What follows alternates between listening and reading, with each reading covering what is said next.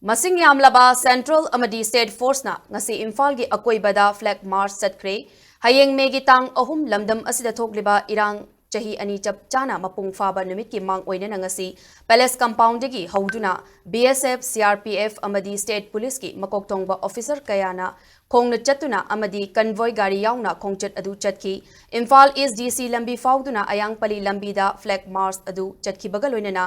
Jenims lamlong fauduna kurai lamlong thongdagi Imphal West lomda convoy sing adu lamthaki Imphal West ki mafam kaya landuna laklaba matung kay sampat tamna laklaga makhatana Imphal gi International Airport tamna chatuna flag march adugi panthungfam oiki ningsing bayai lamdam masida English ngani kunga humdoigi May ahumgi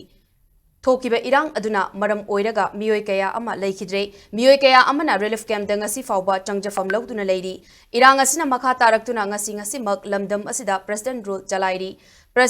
chalairi ba lamdam asida hayeng me ahum chahi ani mapung farakpagi pangthokadawriba miyamgi mifamna chingba amadi atai thabak thoram singda pamdaba thodok thoktana ba law and order chalairi amadi miyamgi punsi ngak sena ba matik chana security forcing leiri haiba miyamda thajaba piba oina chatpa flag march aduna maram oiraga Imphal manungi lambi ayamba traffic jam thoki